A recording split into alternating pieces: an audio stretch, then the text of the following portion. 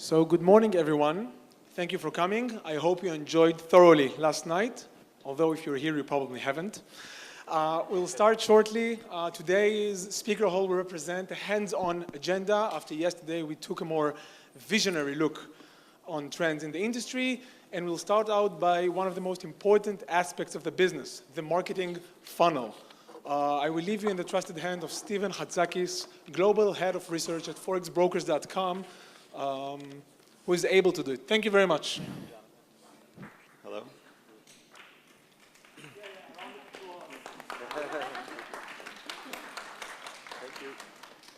Thank you, everybody, for coming. We have an exciting panel today about marketing with distinguished speakers that are going to talk and debate about, different sides of this subject, as marketing is one of the most important, areas for brokers to drive their business. And to start off, before introducing our distinguished speakers, I just want to give a background that in the past decade, marketing has come a long way. There's been an ongoing evolution of it, but there's also been some drawbacks, on the regulatory side, and this is what we're going to dive into actually in terms of, all the good that has happened, but all the bad that is causing, changes in terms of what's happening now and what's to come next. So without further ado, if everybody could just briefly introduce themselves, we'll start it. Hello to everyone. My name is Zaidan Hartman. I used to run all the media side of investing.com until 2 years ago. After that, I joined to Netdania and co-founded the NDF Media Group, running all the publishing side of Netdania Group, and basically that's it. Hi everybody, so my name is Romain Lebeau. I'm the Forex spread manager at Swissquote. So Swissquote is a Swiss banking group. We are listed on the Swiss Stock Exchange. We are specialized in online banking and trading services. So we work with mostly retail investors, professional traders, asset managers, and we also provide white label and liquidity solutions for retail brokers and commercial banks. Thank you. Hi, my name is Anna Becker. I always add Dr. Anna Becker in artificial intelligence. And I'm in this industry for quite a number of years. I started as a founder of Strategy Runner, a company that was sold to MF Global in 2011. And since then, I'm a founder of and CEO of All Sherpa. And what we do big data. We do behavioral finance and helping brokers to achieve their potential, help brokers to do the best with their clients. Hi everybody, my name is Pavel Bekov. I used to own Faunus Affiliate Network and Faunus Media. I'm all about traffic. We're doing marketing, funnels, lead generation. Before that, we were providing analytical services to the largest Russian retail, investment, and telco companies in terms of big data and related services. And now it's all about Forex and the traffic. Thank you. Hi, my name is Nick Lewis. I'm CMO at Leverett. Could I just ask a small indulgence from the audience? Would you mind holding your badges up so I can see who's brokers, who's affiliates, who's... Okay. Fantastic, thanks. So Leverett provides end-to-end solutions for Forex. I've been with Leverett for 3 years. I have a long background in marketing, both in Forex and in gaming. So hopefully it'll be an enjoyable panel. Thank you all. So we're going to start with talking about best practices in terms of content and how best practices is evolving in our industry, on the FX side, whether it's gaming, CFDs, multi-asset, anything to do with trading. Either of you feel free to, whoever would like to answer this first. Anna? Yeah, I would like to start this topic. If everybody remembers what happened to the Forex and what was before that, the world was very regulated and we had very clean marketing that even the marketeers that came into this world were puzzled of how they can market trading. And then Forex came and the hell broke loose, and we started to market in very aggressive ways. And we created a kind of self-fulfilling prophecy that if we bring them demi clients, you know, and we sell them free bonuses, it is the easiest and the only way to work. And also, we heavily relied on the salespeople. We relied on the call centers to convert the clients. And basically, we forgot about the core. The core is, for marketeers, it is to understand the motivation and to sell the product. And I think now we're coming to the new era where we have new tools, which are big data, which are personalization, that will help us to go back and to sell the motivation. Thank you. So we're basically moving away from bonuses and back to best practices and kind of going back to the old school. And so we're going to talk about, you know, how that ties into regulation later. But as far as content itself, what has been, you know, the best fit for, you know, for traders now, like different demographics or different mediums, whether it's video? And, you know, feel free, whoever would like to chime in on this. Aidan, if you could start, because your background with prior media companies. I think that, you know, like, obviously, we are seeing every day now that the regulation is being stricted and stricted more and more.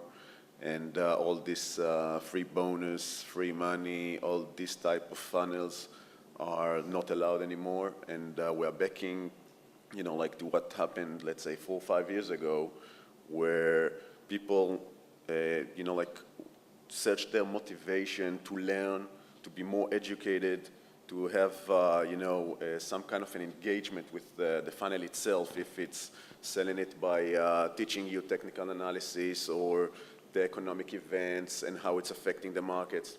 More educational, more behavioral. So what's the most effective, you know, sought after materials? What's working the best right now in terms of content? It's very, you know, like it differs between, you know, geos sometimes, and even, you know, it's like the lifetime value is also some kind of a condition. You know, it's like people that are having more money usually will go to the technical analysis. People that are want to trade, even, you know, like take advantage of the news, then they will read the economic events, how it should affect, what is the forecast, and do it like that. Also, from the other end, the call centers are sending it pretty much the same. They need to identify the user and then to approach in the right way. So can we have any more concrete examples in terms of, you know, what is working the best from these different areas, whether it's an advanced trader using an economic calendar or a, you know, beginner or anything in between? If we could have some details of like what's really working, you know, what's successful for firms or for brokers. You want? Yeah, we're all ready to answer. Okay. So I think what we see for the beginner, for example, what works is very quick introduction to the product. So if you have Flash platform, Flash possibility for him to enter and put the first trade based on something, then it's the best funnel for attracting the beginners. So make the user experience easy when they first log in to start trading right away. Yeah, immediate. For not, beginners. Not okay. simple, but immediate. What other types of content or mediums, whether it's video content or educational, is working the best right now? I think from our side, what we see is that we provide market reports on a daily and weekly basis, and we send it through newsletters. And actually, this medium is still very performing because we see that our database is growing in a very organic way, which is nice. So we have clients, but also external people subscribing to those newsletters. So for us, it's a good way to show also our expertise, our know-how, and we also bring in the meantime value to the people. And we see that based on the type of content that we deliver. So when it comes to the daily market brief that we deliver every day, we have different sorts of traders, and when it comes to the technical report, here we see much more advanced people going into the details, you know, of chart patterns and so on. So the newsletter, news and research is working now for conversion, or what type of traction are you seeing there? So you mean in terms of? Like, are these existing clients that are just trading more now because of this yeah, content, definitely, yeah. Or is it new customers that are thinking about opening? So I would say to give percentages, we have like 2/3 of our database, it's our existing clients. Okay. And the other third is journalists, external people, asset managers who subscribe to this newsletter also to have an insight of what's going on the Nick, market. you would like to chime in on this? I think one of the challenges I have, like being in this industry, is the fact that it's so far behind, like thinking, like in terms of marketing, modern marketing. The actual content starts way, way, way before you even know who the trader is. There's a point where each person, each consumer, goes through a level of discovery, and from discovery into investigation, into picking the brand that they want. Your content needs to be able to apply and engage before you even bring a trader towards your platform. Once they're in the platform, there's plenty of like content, and I'm sure everyone on this panel can give you good hard numbers on which ones work best and which ones don't. But for example, like we write content, article after article after article, published on a whole array of different websites, specifically geared not to sell the product or to sell the company, but to give information and to give that brand awareness so that when the trader comes or when the client comes, they're already familiar with the brand. Excellent. And where are you noticing, traders engaging the most, whether it's on the platform or on an article? It's very different for each trader as they come in. So the trigger point that brings them into the platform, we see it through the automated systems that we provide and the automated funnels that we provide. The traders come in and they engage in a different way to the platform. So if you already know what your keyword is or what the key initial idea was, you can guide that person to the right content. An advanced trader would go more towards the analysis. So brokers could personalize it. Yeah, and then you guys tend to go towards the tutorials and towards the easier trading and the more simplified tutorials. Excellent. Pavel, would you like to chime in on this? And also, I would like to ask you, how does your firm monitor brand-related content? I know you work with affiliate networks, so how do you monitor this, and what are your thoughts? Yeah. Well, first of all, the difference, if there is one community that knows how to sell, it's affiliates, okay? And let me give you, I'm coming more from a practical world, so let me give you three tips, a few tips on how do you approach clients effectively. In order to sell nowadays, as we're talking about 2017, you have to give people free content, which really makes sense, which is very useful. Give them ebooks, give them free videos, give them videos how to build exactly a certain trading strategy. Engage or give them the toys. Look at CopyOp. Look at IQ Option, which is a great product, for instance. And it's all about gaming and engaging people so they can quickly enter the game and make the first steps. So the thing is, in order to convert effectively in 2017, you need to give people, which are bored most of the time, something that they really want, and those are the toys. So the days of $5,000 education packages are over, basically, which is probably a good thing because... No, not at all. Not at all. I thought you said free content. Okay, free content, but you can also have some structures, okay? It's a proper affiliate marketer. But the thing is, it's nothing wrong with the education. Education is fine when you interact with the people, okay? And this is a point we're going to come back to because, there's been a lot of misleading content from, unregulated companies or affiliates or, operating in jurisdictions where there's no regulatory framework. And I feel that this has, and I'm sure you'll all agree, made everyone else's job harder in the industry as the regulations start to squeeze on marketers and affiliates. I think you touched on a really, really keen point here. There's a problem with the regulation, okay? The problem with the regulation is it's punishing the good guys. None of the bad guys are being punished. Right. It's not like gaming in Italy where you can't have a URL up for longer than 24 hours. And until that balance is redressed, we're going to have a big problem. Right. And we'll come back to this in our next topic. But how can brokers make partnerships work? This is, I think, something that is important. Where are partnerships failing? So, yeah. Okay, maybe I can answer this because we have a lot of experience working with many brokers. But just to answer quickly your question, how do we monitor the content? Using very, very well-known tools, SimilarWeb and Alexa and Google Analytics and all this stuff. So it's really easy nowadays to see how content is really working, how the content funnel is working. When it comes to brokers' relationships with affiliates, it's always brokers, they need affiliates to send the good traffic. Affiliates, they need brokers to convert. That's the ultimate point of the game. And what needs to be improved, I always think it's about the personal relationship, big affiliate with a certain broker, in order to send a good traffic, to see a good conversion, you need to have a very good relationship on a personal level, because apparently it's a lot of things that you need to discuss. But when those things are in place, where are, brokers and affiliates still failing that are either not reaching their targets in time or, their strategies just aren't working? Where do you think there's big room for improvement? First of all, I think it's lack of trust in many cases, and basically they just need to be more open. Okay, anyone else on this subject of, where brokers are failing or where affiliates are failing in terms of making, the marketing affiliate IB relationship better?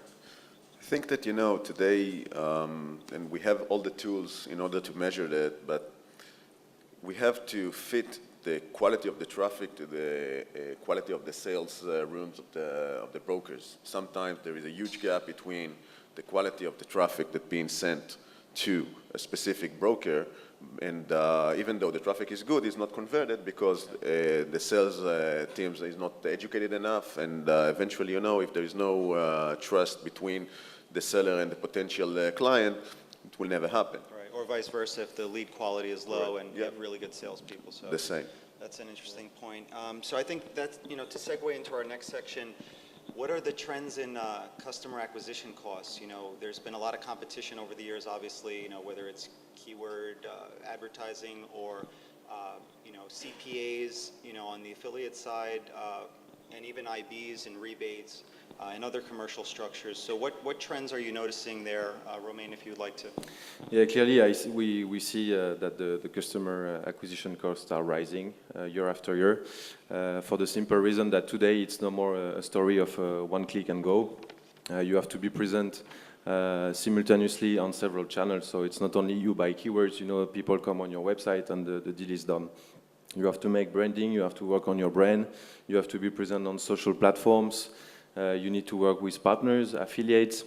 So all this has a cost, obviously, and it not multiple your budget, but let's say that if you compare to 10 years ago, this is clear. I mean, this customer acquisition cost is definitely rising. Yeah. Are there any numbers that any of you could share in terms of CPAs, whether it's in a specific region, like in the Eurozone in Europe? Obviously, it varies per country. Well, in Switzerland, I mean, which is our domestic market, it's clear that the customer acquisition cost is on average around 2,500 Swiss franc per trader. And if we compare to Italy, where we intervene as well, here the cost is mostly around 1,500, 1,700 euro per trader, per funded account, let's say. Of course, in China, it's still a bit lower, but it's really depending on the region. But region, competition, and also the level of living of people. So that's why in Switzerland, we have such high costs as well. Yeah. Anyone else like to add any numbers or figures? Pavel, if you have any data you could share. When it comes to CPAs, for example, then if we're talking about the regulated brokers, qualified FTD, which is the first deposit made by the client, in Europe, we're looking at somewhere between $400 and $600. Okay. It's that big, and that's the problem and the question of the binary options, which made this happen. In other countries, it varies a lot depending on the broker, but the usual numbers for the CPAs are 200 and higher. We're going to segue real quick to the CPM, CPL, CPA, all these different channels that are used on the commercial side. Which marketing strategies are becoming ineffective? Which ones do you see are dying out versus which ones are working more successfully? Yeah. I would like to agree with both panelists. I think we are, as an industry, a little bit stuck in our own ways. Instead of copying other industry, we're copying each other. And what it brought us to, that there is a brand new world in marketing and advertising that e-commerce and other industries embraced, and we're still behind. And this world is about big data. It's about understanding the client, and you have technologies that basically can tell you what is client motivation, what is he buying, how much money he has, what is interests him, and so on. And this technology is already used by, again, many other industries.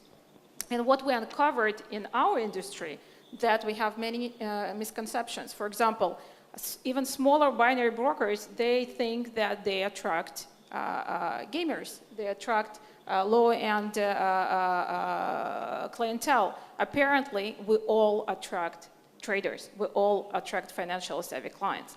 And for these clients, we need to offer them, of course, all the motivation of the traders, excitement and lack of boredom and the rest of the I think when traders you look at package. specifically at the channels themselves, Yes, please. I'll go back to the question.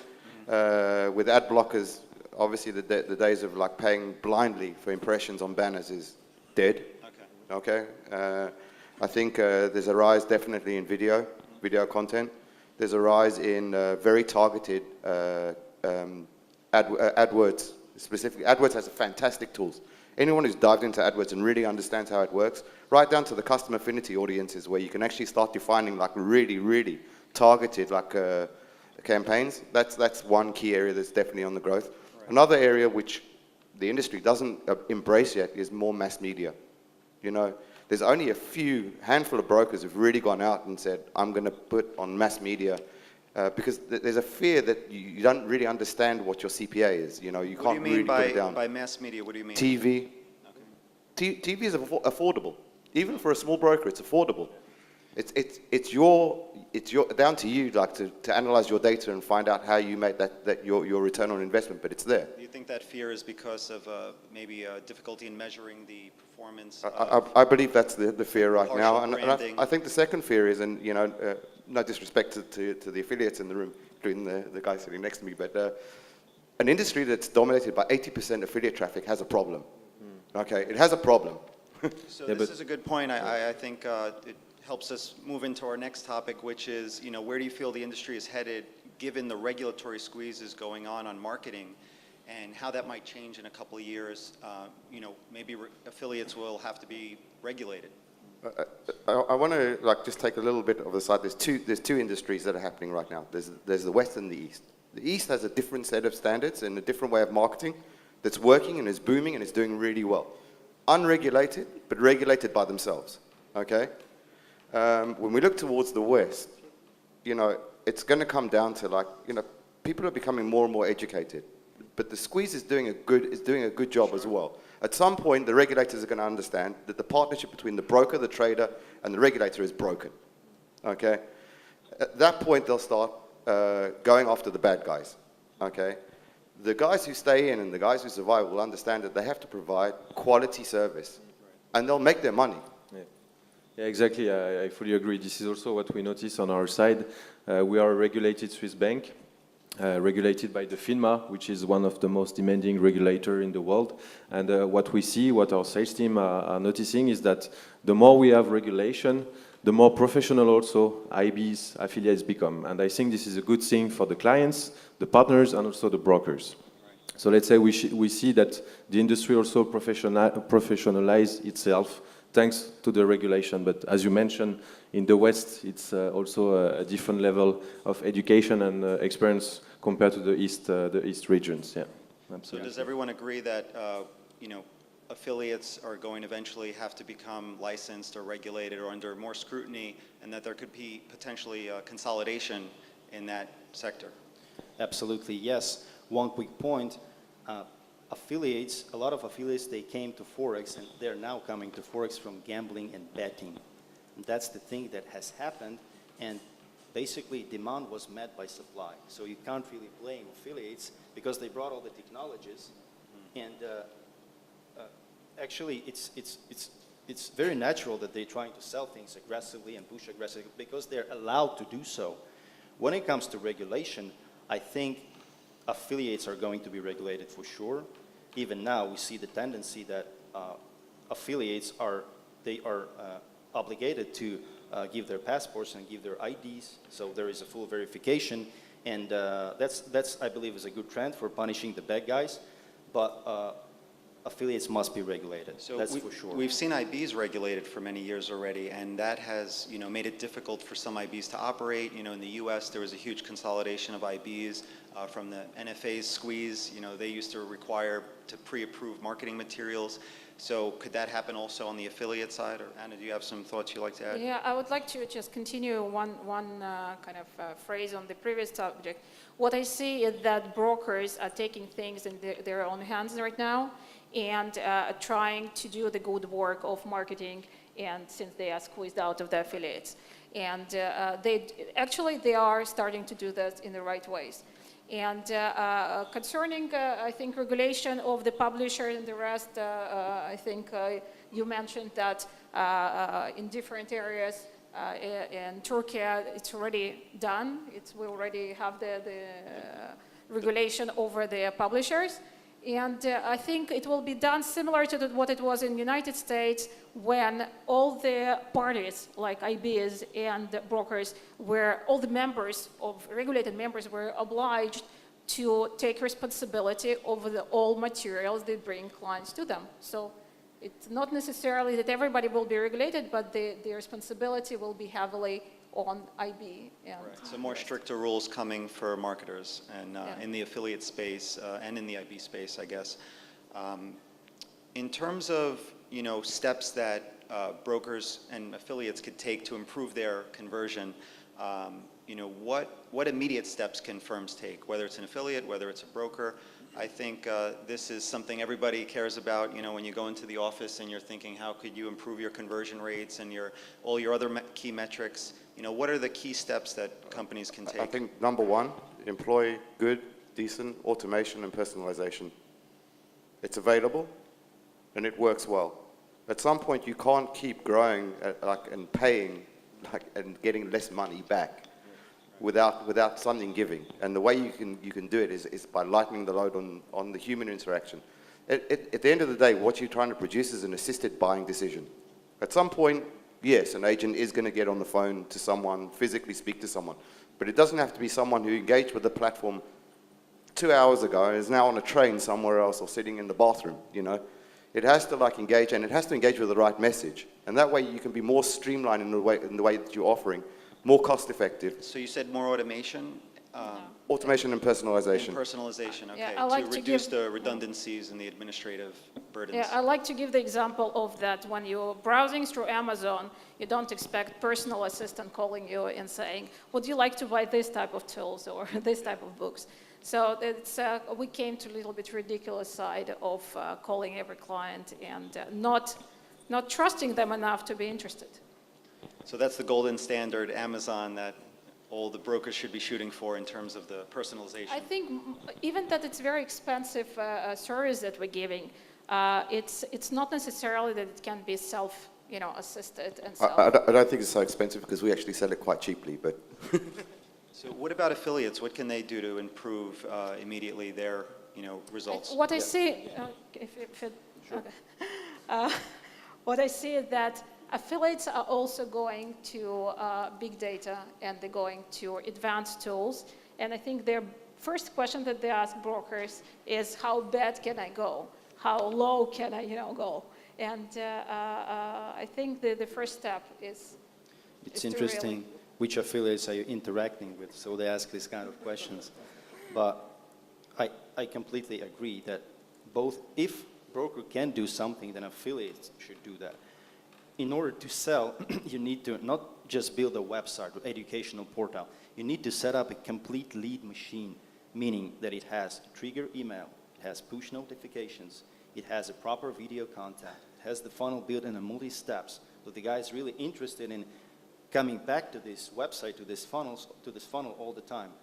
It comes to creating serious products, a serious lead generator that broker is comfortable working with, and that is very clear. The rules of this funnel are very clear. It's not about make money funnel, which you can send the traffic easily, and then you change the funnel.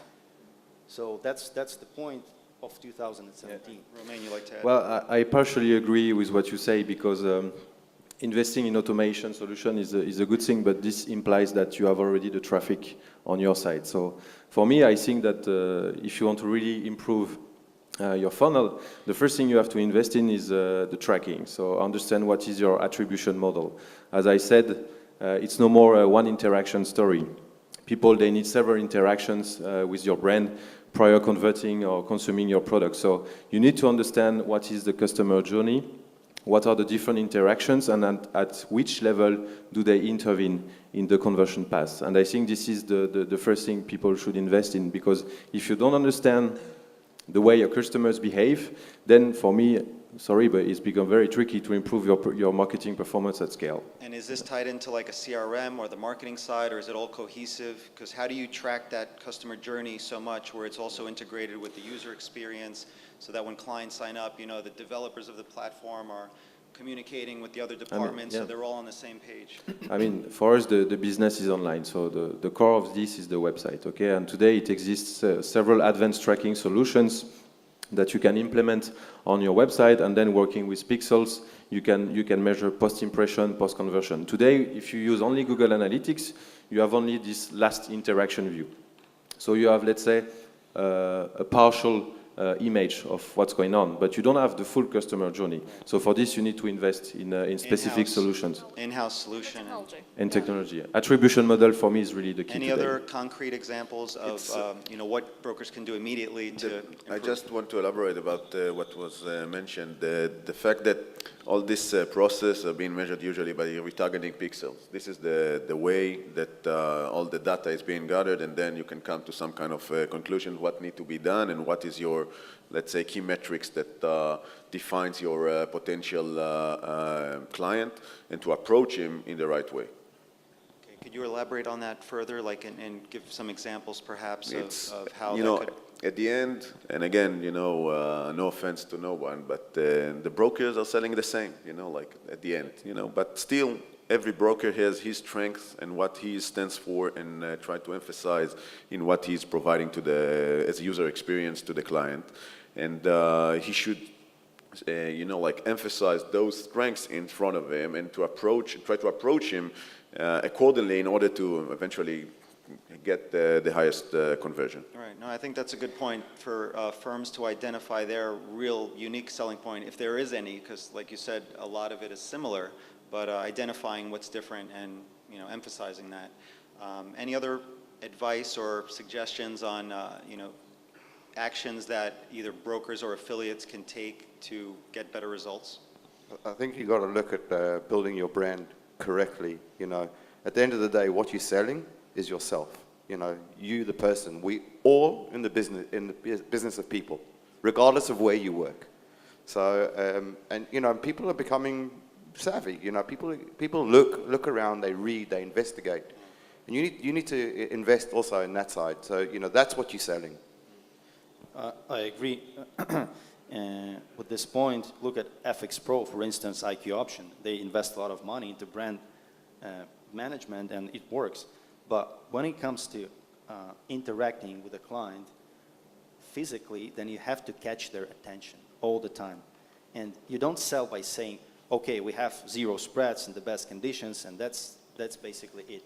You have to say, here are the 7 proven strategies that you can use to win in 2017, for example. That's the point. You have to catch attention all the time and to keep the engagement. And of course, the brand management is the big thing. Anna, where do you think brokers are, you know, what's the biggest mistake they're making? Oh. I think what I saw, and I enjoy having due diligence with diligence of many brokers, and what I can say is, you know, Anna Karenina's statement that happy families are all alike, and the ones that are miserable, they're all different and miserable their own way. What happens to the brokers, the ones that they succeed, they have very strict understanding of who they are and what they want to achieve. The ones that running their company is A/B test, meaning they're trying to get somewhere, they have, you know, the stone and they're not getting through. They're creating themselves the history of failures, and they're not getting to where they need to be. Okay. So there are many different mistakes, and there are not one mistake that I can say is working. And I think we all made mistake of money making and call centers and all other things. But again, we're caught in our own success as well. Right. I think it's sort of paralleling what Nick was saying about branding and you know, defining, I guess, their their mission statement or, overall Exactly, message. exactly. And pros and cons, like you were saying. I see as well a recurrent mistake that all the brokers, I mean, most of the brokers do, is proceeding to bad client communication when we have some black swan events on markets. And this we saw it. So I'm not going to give names, but we saw many cases where, after the SNB event in 2015, we saw in the press that some brokers, they applied some very, I would say, exotic slippage practices, and the way they were communicating with clients, and I think this is very bad for the industry. It doesn't elevate, the level of everyone. So I think if there is a big mistake to point out, is really also this one. Yeah. I think that's a good topic for another panel. But on the marketing side, we spoke earlier about which strategies are becoming ineffective. Which ones are becoming most effective? If we could circle back to that for a moment, I think that could be of value to the audience. Where should they focus more in terms of, whether it's Google Ads or just getting their content to rank higher, organically? Yeah, I think the mention of multi-touch when we're speaking to the client multiple times before he converts. I think a big focus on the demo experience and the product. Also, all the standard, retargeting and other techniques that are already existing in other industries. And again, my advice, look at other industry and see how they do things. I'd like to ask the audience, how many people booked a flight directly from their airline? Around 5-10%? Okay.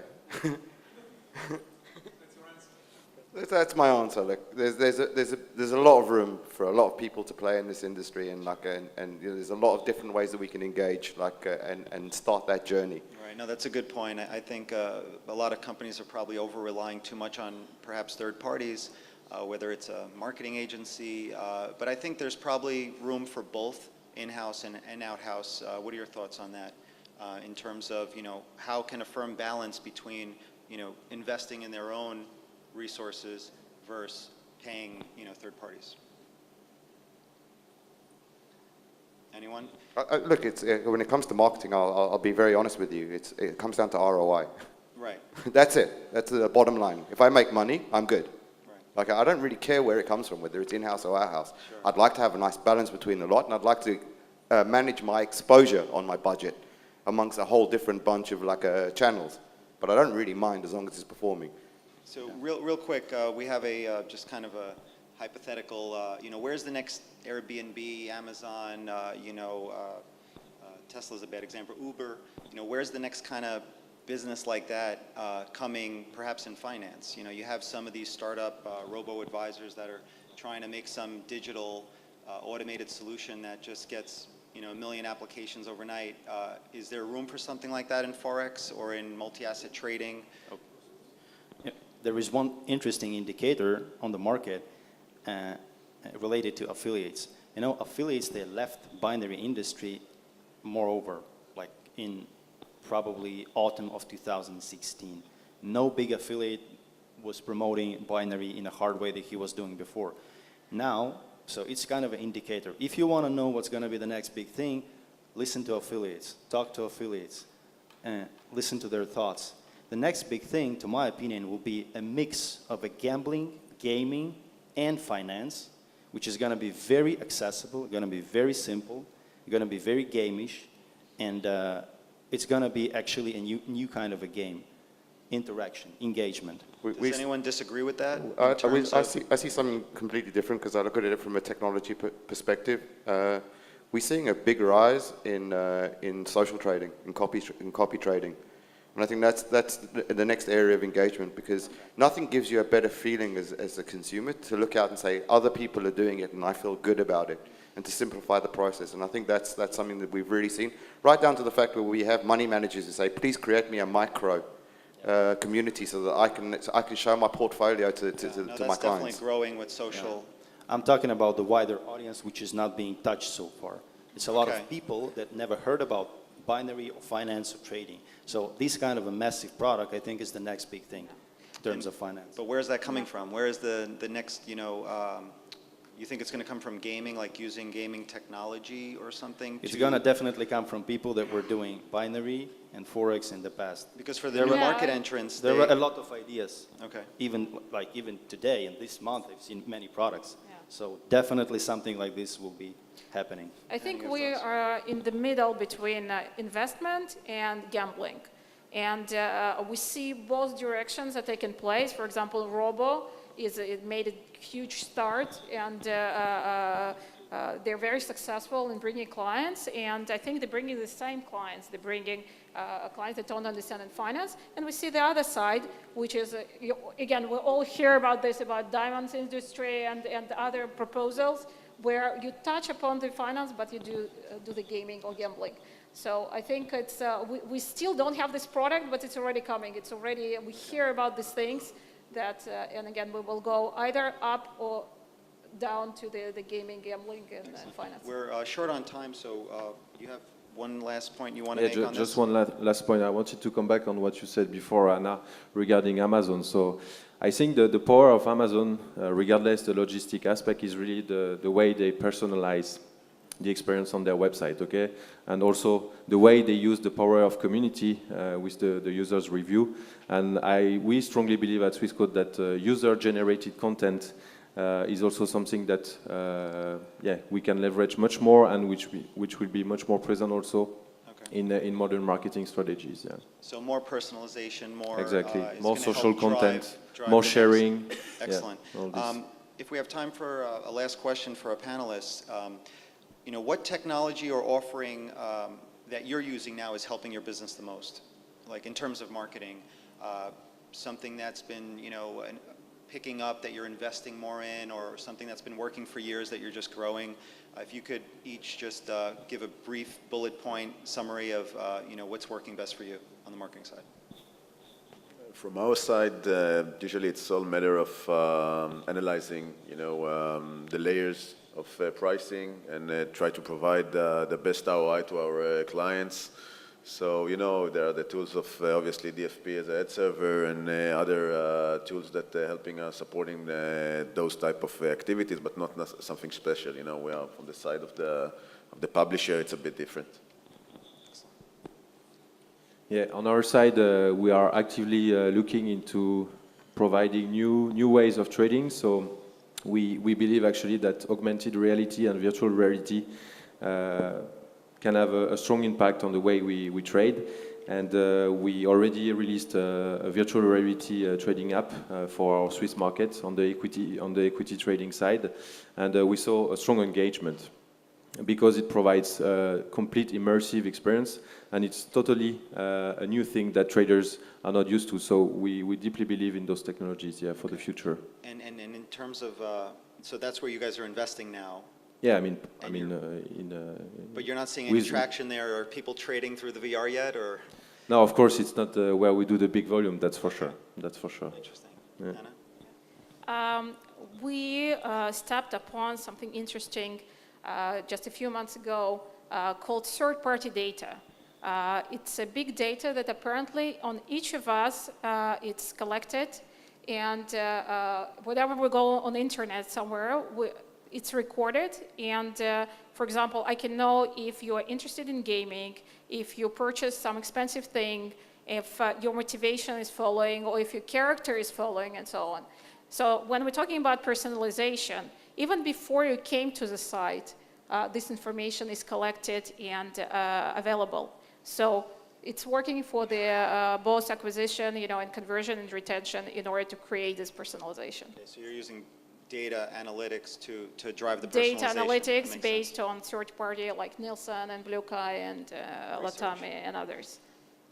We're thinking in the same direction with Anna all the time. We're a Russian company, so apparently we have developed our own API and our own tool. What we do is we try to analyze all the sources of the traffic in one single place and then measure the efficiency by answering the question, what exactly has happened with this customer? So we're getting the data from Facebook, from Google, from RDB networks into a single API, and then we see what's happening, and we optimize based on this data.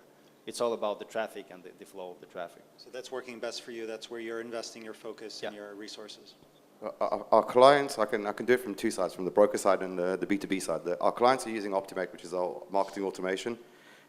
everyone's speaking about big data, and big data is really, really important. The biggest fear is what you do with the data afterwards. And that's where our product comes into place, because it actually builds the marketing funnels for you and actually works the data on your behalf. From our side, I'm going to give everyone a tip, because it's really hard to come here at like 10:45 in the morning after a party. Go back, Google how to target my competitors' traffic, okay? There's an article, I think it's about the third or the fourth hit down there, that has 5 points on it, including video and custom affinity audiences. It's a fantastic article, and you'll learn a lot. Thank you. So I would like to give this chance to the audience. If anyone has any questions you'd like to pose, either generally or to a specific panelist, feel free. If we're just waiting for a microphone. Hi. Okay, thank you. Hello? Okay. Hello. Hi, I'm Helen, marketing manager from FX Primus. Thank you very much for sharing so candidly some of your CPAs. That's quite interesting to hear. I wondered if you'd be so bold as to share a tangible example with me from each of you of what has actually worked for you in terms of conversion from the messaging side, because, you know, quite honestly, a lot of what Forex brokers are offering is quite similar to what their competitors are offering in terms of the spreads, the instruments. How do you differentiate, and what is converting for you? Maybe I can answer already. So on our side at Swissquote, we work a lot on the branding aspect. So this is really the way we want to differentiate ourselves from the competition, because as you mentioned, we all sell the same products on almost the same platforms and at the same pricing. So we do a global sponsoring with Manchester United, and every season actually we work on branding campaigns. So this year I was before talking about virtual reality. This year we create a full story of 4 episodes that run throughout the season with 360-degree videos. And actually we saw a lot of traction around this, also on the football community and on the trading space as well. So this is really the way I think you can differentiate yourself, is really working on your brand, on the image, the style you want to have, and also the brand associations you want to make. Yeah. I think it comes down to where your source is from as well. You should know, like, basically your traffic source and what their trigger point was when they came in, by the content that they read or by the keyword that they reacted to, and then therefore the messaging carries on from that point. That's what led them in the first place. Yeah, don't worry too much about competition. You need to talk to the client. So basically you need to understand, he's not talking about like you trying to go and to compete with others and to show the difference between others, but you need to talk to him and say why he needs to start trading. So you don't talk about zero spreads or things like that. You talk about why trade. Thank you. If we could move to the next question, just because we're a little short on time here. Hi, Mark Durrant from Bloomberg Media. I just want to pick up on the branding point, actually, and you made a very good point there. For this Expo, we conducted we commissioned a survey with investment trends to look at key drivers for what makes people go between one broker and another. And very much at the top, it was all about trustworthiness as well. And I wanted to sort of talk to the panel and ask them, why does everybody in this industry spend most of their time talking about acquisition and hardly any of their time talking about branding, when actually it's really branding that makes the difference? If you look at the biggest people are here, the IGs, yourselves, you know, Swissquote, CMC, FX Pro, they are the people that are actually investing in brand. And yet it's hardly ever talked about. What do we think? I think you're preaching to the choir.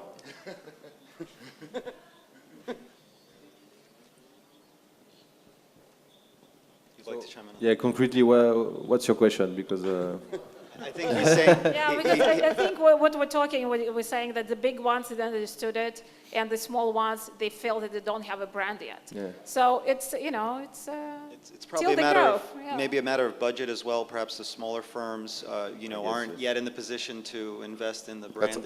That's also a myth. To create content and to distribute that content does not cost a lot of money. Right, on that level, you're right. It also doesn't cost a lot of money to train your staff into speaking like politely to your clients and to sell the point that you're a trustworthy brand. Do we have time for another question, or? Do we have more questions? It should be a real quick one. The guy at the back had his hand up right from the beginning. Yeah, he was diligent in that. Thanks. Hi, Tal, founder and CEO of Globe Sales. It is a quick question and a simple one, even though I want to challenge you guys. Any thoughts about Instagram, LinkedIn, in terms of traffic? Thanks. I think everything is part of your arsenal. You need to cover everywhere. Don't think about social media as direct ROI and direct response. It's not. It's about brand awareness. If you ask Facebook today about Facebook advertising, they'll tell you it's a brand awareness tool and not a direct response. Yeah, I think I saw quite a few brokers that went to LinkedIn. So it is there. I'm not aware of Instagram, but... LinkedIn is awesome. You can find a lot of groups with especially traders that are talking about the automated trading and algo trading, because these people are basically smart. So mostly you will find them on LinkedIn. And there is no point you don't target them on LinkedIn. It's just as simple as that. All right, thank you, everyone. Okay, thank you very much. Thank you, our distinguished speakers. By the amount of people taking notes, I define this panel as a success. Stay here because we have immediately another panel about setting up in Cyprus, what you need to know. It will be as hands-on as this one, specifically about costs, about in setting up in Cyprus. Thank you.